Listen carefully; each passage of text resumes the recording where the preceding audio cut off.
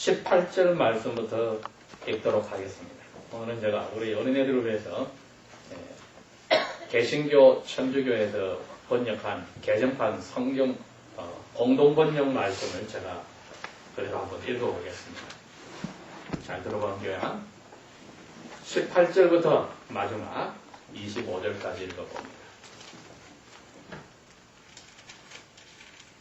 예수 그리스도께서 태어나신 경위는 이러하다. 예수의 어머니 마리아는 요셉과 약혼을 하고 같이 살기 전에 잉태한 것이 드러났다. 그 잉태는 성령으로 말미암은 것이었다. 19절 마리아의 남편 요셉은 법대로 사는 사람이었고 또 마리아의 일을 세상에 드러낼 생각도 없었으므로 남 모르게 파혼하기로 마음먹었다.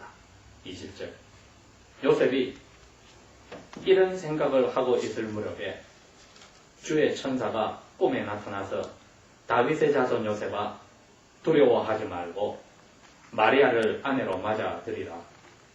그의 태중에 있는 아기는 성령으로 말미암은 것이다. 마리아가 아들을 낳을 터이니 그 이름을 예수라 하여라. 예수는 자기 백성을 죄에서 구원할 것이다 하고 일러주었다. 22절 이 모든 일로서 주께서 예언자를 시켜 동정녀가 잉태하여 아들을 낳으리니 그 이름을 임마누엘이라 하리라 하신 말씀이 그대로 이루어졌다. 임마누엘은 하느님께서 우리와 함께 계시다는 뜻이다. 24절 잠에서 깨어난 요셉은 주의 천사가 일러준 대로 마리아를 아내로 맞아들였다. 25절 그러나 아들을 낳을 때까지 같이 잠을 자지 않고 지내다가 마리아가 아들을 낳자 그 아기를 예수라고 불렀다. 아멘. 오늘 저희들이 읽은 마태복음 1장 18절 말씀은 12월 첫 줄부터 저희들이 시작해왔던 성탄절 메시지의 이제 네 번째 말씀이 됩니다. 오늘 이 내용을 저희들이 읽어보면 제목이 모든 것을 잃었을 때에 말씀을 붙들자고 잡게 됩니다. 모든 것을 잃었을 때 말씀을 붙들자. 이스라엘 당시에 사람들의 결혼식의 그 전통을 저희들이 먼저 이해를 해야 오늘 말씀을 이해를 할 수가 있습니다. 오늘날 같이 연애를 하여서 결혼을 하는 때가 아니고 부모들이 서로 결정을 하여서 남녀가 결혼을 약속하게 됩니다. 그게 약혼 날짜가 되는데 그 약혼 자체가 큰 잔치입니다. 그러면은 그때부터는 남녀가 서로 아내와 남편으로 불리게 됩니다. 그러나 그건 결혼식은 아니었습니다. 그러면 이제 약혼자, 즉 남편은 자기 집으로 돌아가서 약혼할 때 결정하였던 약속을 지키는 것 중에 제일 중요한 것, 두 사람이 살 집을 이제 짓기 시작합니다.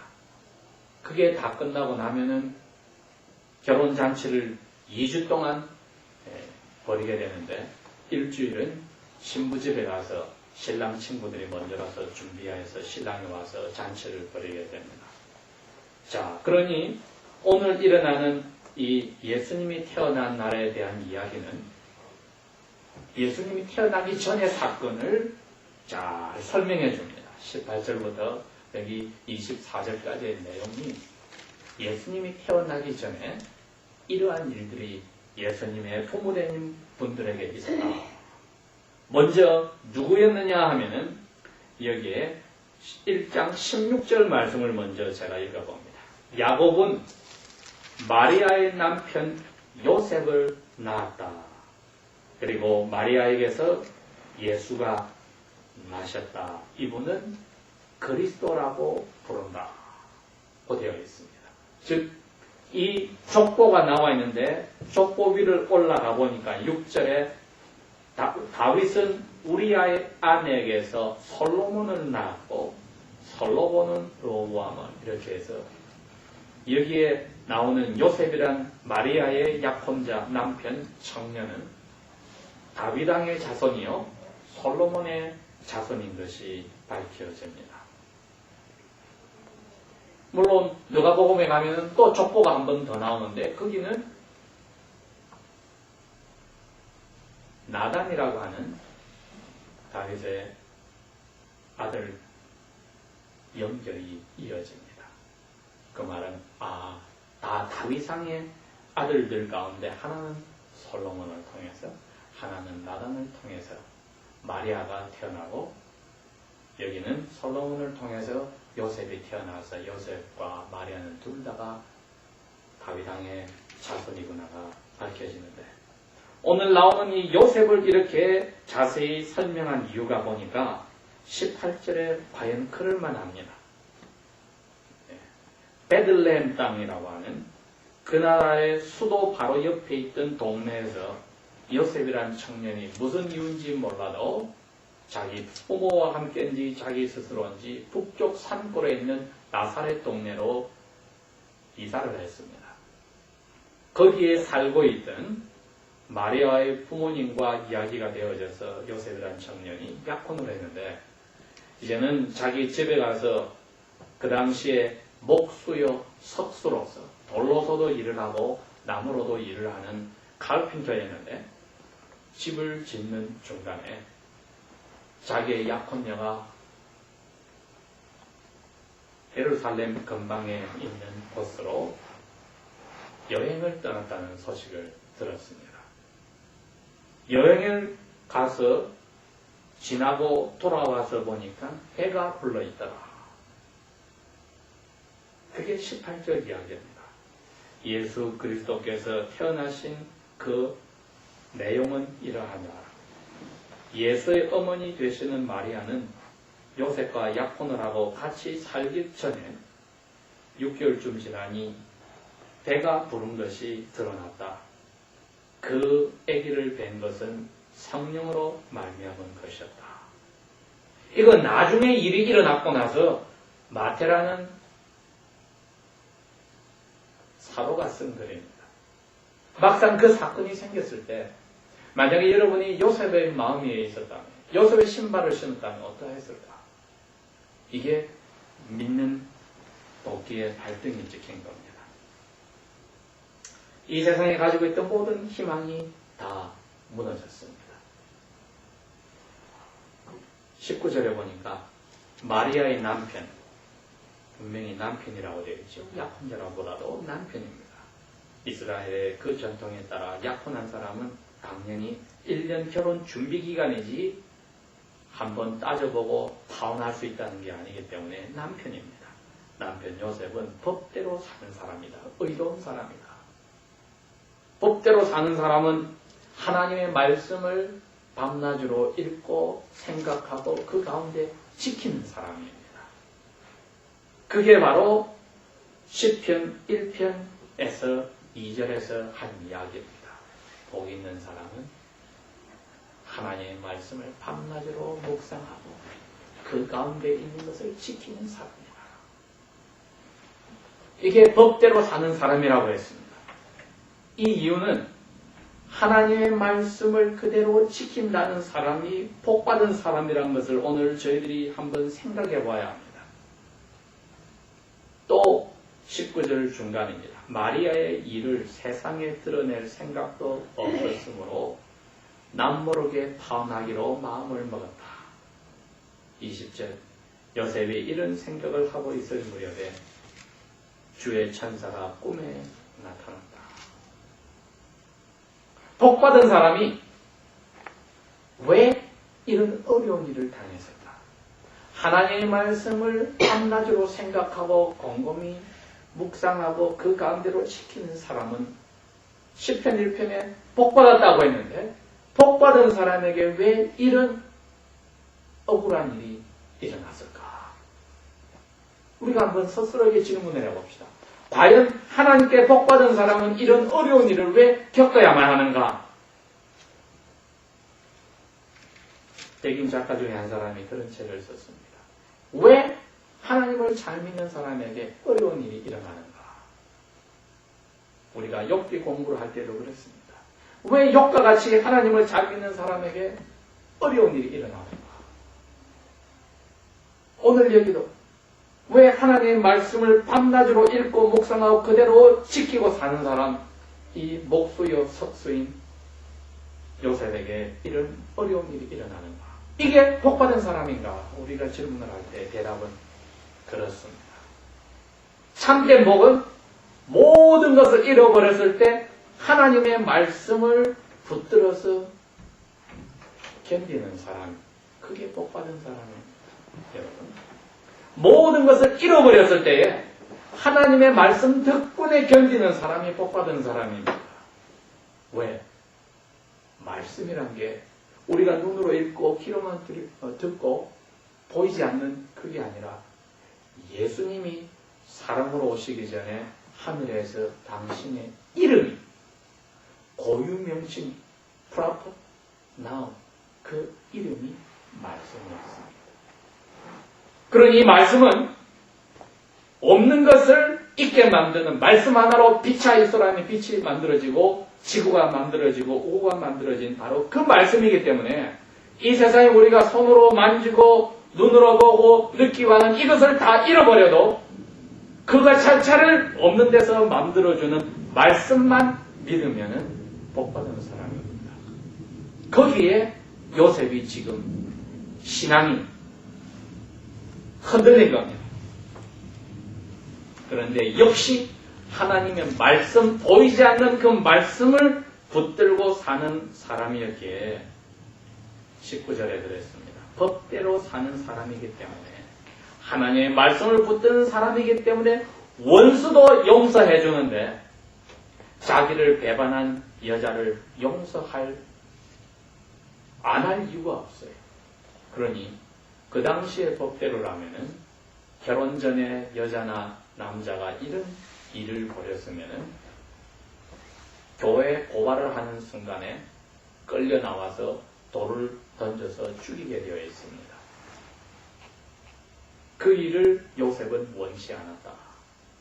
그래서 마리아의 일을 사람들에게 드러낼 생각이 없어서 남모르게 그냥 파혼을 하기로 결정을 했는데 이게 마음의 괴로운 겁니다. 밤잠이 잘 올 리가 없습니다.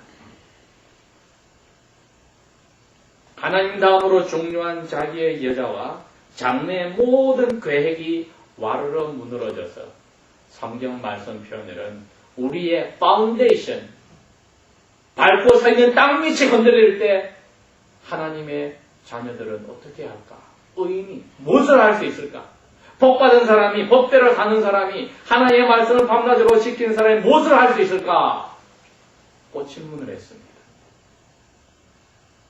거기에 대한 대답은 사람들이 말하기를 안전한 산으로 도망가라 하지만은 우리는 여호와를 의지하리라는 답이 나옵니다. 우리가 오늘 교동문에 읽었습니다. 히브리서 11장 마지막 6절 말씀이 그거였습니다. 하나님을 기쁘시게 하는 사람은 믿음을 가진 사람인데 하나님이 그 사람을 보면은 너무나 기뻐하는 그런 사람은 믿음을 가진 사람인데 그 사람이 하나님을 예배하고 간절히 찾을 때에는 두 가지를 기억해야겠다. 자기가 예배하는 하나님이 보이지 않지만 실제로 있다는 것을 믿어야 하고 두 번째는 하나님을 그렇게 열심히 믿는 사람에게 하나님이 반드시 상을 준다는 것을 믿어야 한다. 살아있는 하나님을 있다는 것을 믿어야 하고 두 번째는 그 하나님은 그냥 살아있는 게 아니라 자기를 찾고 열심히 예배한 사람에 상을 준다는 것을 믿어야 한다고 히브리서 11장 6절에 아까 저희들이 교동문에 읽었습니다. 사실입니다. 오늘 복 있는 사람은 하나님께 상을 받는 사람입니다. 어떻게 상을 받느냐? 모든 게 잘 되어서 상을 받는 게 아니라 다 잃어버렸을 때 말씀이신 하나님을 붙들고 믿었기 때문에 이제는 상을 받게 된 겁니다. 하나님을 붙들고 말씀만 믿었다는 것도 큰 상입니다. 왜? 모든 걸 다 놓쳐버렸는데. 이 청년 요셉은 모든 것을 다 잃어버렸는데 말씀을 붙드는 상을 받았습니다. 성경에서 그래서 그런 사람은 복이 있다고 했습니다. 집을 짓던 거 이제 그만두어야 합니다. 재산을 모아서 아내와 같이 하나님이 그 사이에 자녀를 주시면 자녀를 키울 생각을 다 이제 접어야 합니다. 어쩌면 나사렛 땅에서 다른 데로 조용히 사라져버려 할지도 모릅니다. 자기의 인생 자체가 없어지는 상태에 왔지만은 이 청년 요셉은 하나님의 말씀을 밤낮으로 생각하고 그대로 지키는 사람이기 때문에 자기가 손해를 보고 정리하기로 결정을 했다. 그러나 이러한 사람도 밤잠이 잘 오지가 않더라 이겁니다. 걱정이 되더라 이겁니다. 마음이 쓰라리더라 이겁니다. 도저히 이빨이 갈리고 이것을 어떻게 감당하지 못할 것 같은 그러한 어려운 생각들이 자기를 사로잡아 밤을 뒤척일 때에 20절입니다. 요셉이 이런 생각을 하고 있을 무렵에 주의 천사가 밤에 꿈에 나타났다. 여러분, 저희들이 이러한 자리에 들어가 본 경험이 있다면은 요셉처럼 복받은 사람은 말씀 붙든 것 외에는 아무것도 없습니다. 우리의 재산이 날아갈 수가 있고 믿었던 사람에게 배반을 당할 수 있고 우리의 건강이 날아갈 수 있고 가정이 깨어지고 자기 혼자 남아있을 수 있는 자리에 갔을지라도 여기는 주께 복받은 사람 마음은 고민하고 염려가 되고 포기하고 싶은 생각에 갔을지라도 결정은 마리아를 사람들이 돌 던져 죽이는 자리에 넣지 않고 자기가 조용하게 파혼하고 정리하기로 한 그 복받은 사람은 하나님께서 그 말씀을 지키는 사람은 상 주시기 때문에 포기하지 않습니다. 왜 이 사람이 이렇게 할 수 있었는가? 말씀을 그대로 믿어서 지키기로 결정한 사람입니다. 그러한 사람에게는 어릴 때부터 자기가 12살이 되어서 교회 앞에서 성경을 읽을 수 있는 그 자리에 예식까지 갔던 사람은 하나님의 말씀이 자기 생활의 가장 중심에 있다는 것을 결단코 놓치지 않습니다. 저희들이 자녀들을 어릴 때부터 키울 때 말씀으로 키웁니다. 저희들이나 우리 백인 친구들이나 똑같습니다. 제 친구 중에는 아들이 둘밖에 없는데 둘 다 여기 미니 하나를 졸업을 시켜놓고 둘 다 웨스트 포인트를 보내고 나서 둘 다 일하게 갔습니다. 그것도 한 해는 2번이나 갔습니다. 저한테 전화로 기도를 부탁합니다. 걔들이 처음 웨스트 포인트를 갔을 때도 저한테 이야기를 합니다. 목사님 기도를 해 주십시오. 어릴 때부터 배석에서부터 키웠지만은 애들이 자기들을 품 안을 떠났을 때 걱정이 되더라는 겁니다. 그래서 제가 그랬습니다. 당신들이 애들을 말씀대로 키우지 않았습니까? 말씀이 걔들이 어디를 가더라도 지켜줄 것이니 이제는 그 말씀대로 키운 하나님을 믿어서 맡깁시다. 우리도 마찬가지입니다. 자녀들을 하나님 말씀대로 키웠으니 우리 눈 밖을 벗어났을 때는 그 자녀들의 마음속에 계신 하나님의 말씀이 그들을 지켜주는 것을 믿는 것 외에는 없습니다. 그게 우리가 제대로 교육을 했기 때문에 믿는 것입니다. 요셉이 하나님의 말씀을 밤낮으로 묵상하고 공부했다는 것은 이처럼 인생이 무너질 때 그 말씀을 붙들고 사는 사람이 의로운 사람입니다. 우리가 그런 자리에 들어갈 때가 분명히 있습니다.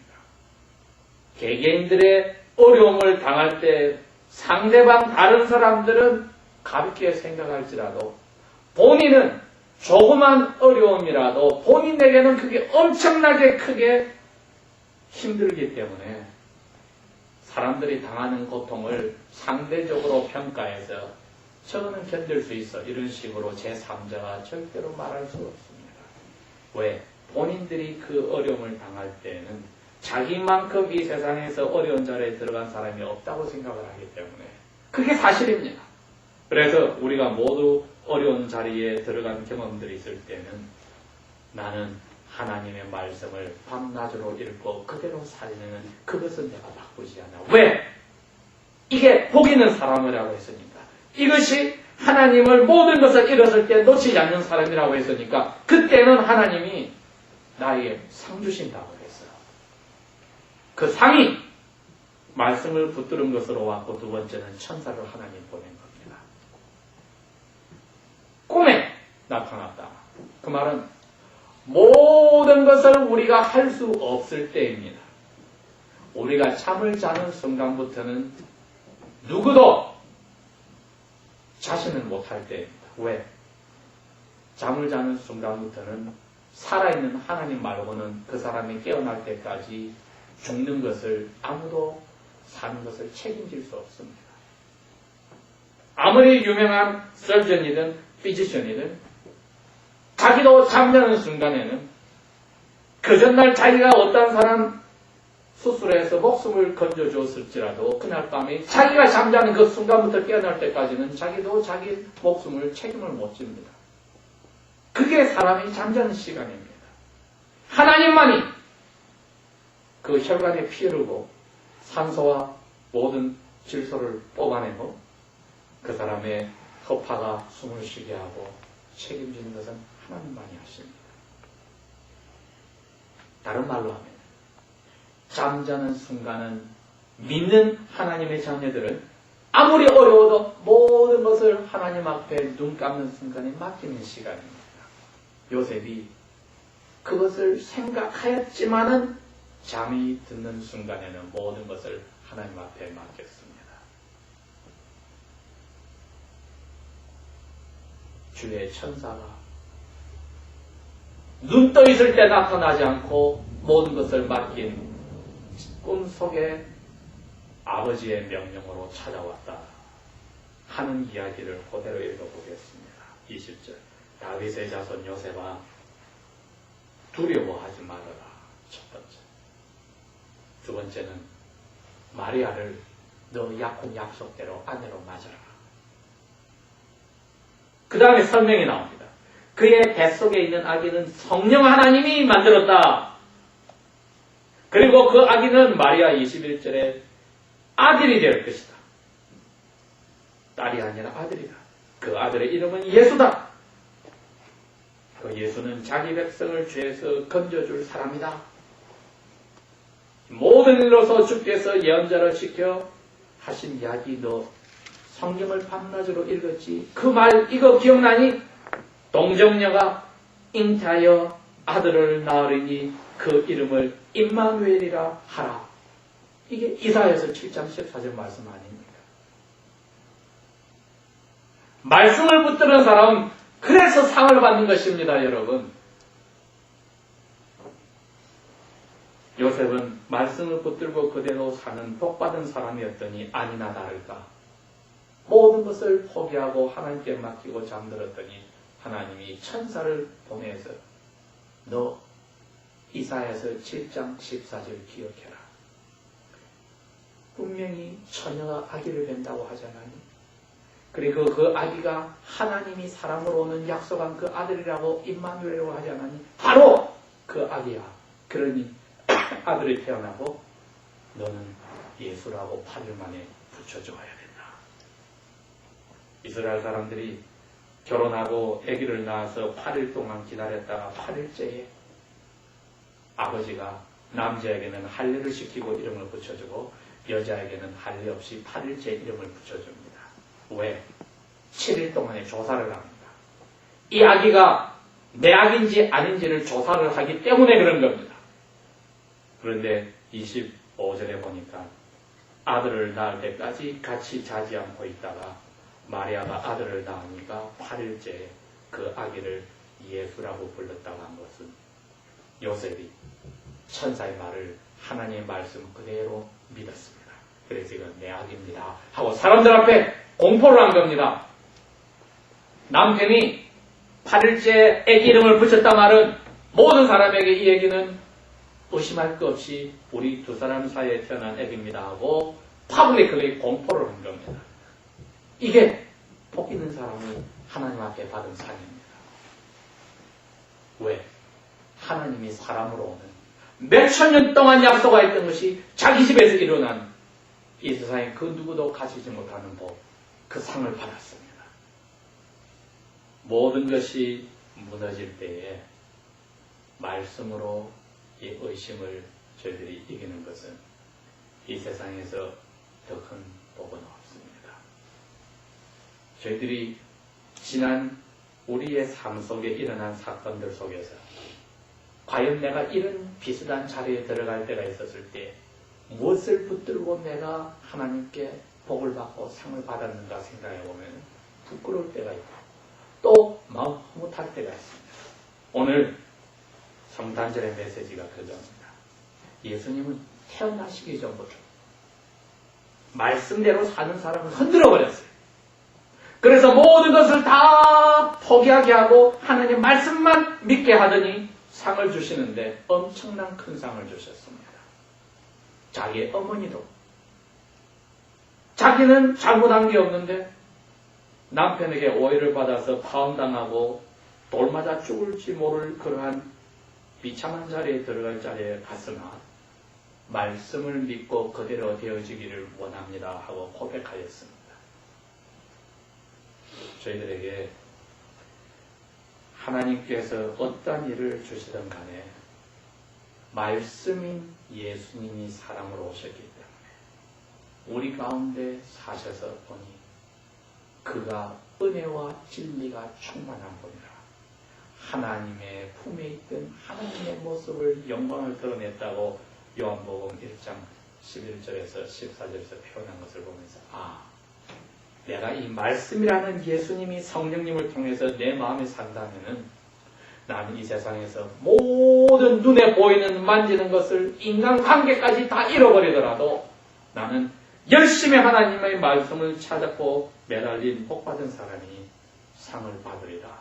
그 확신은 놓지 말아야 합니다.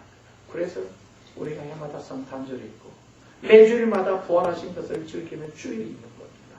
그리고 아침마다 죽음에서 우리를 다시 일깨워주는 하나님의 성실하심이 있습니다. 다 같이 기도합시다.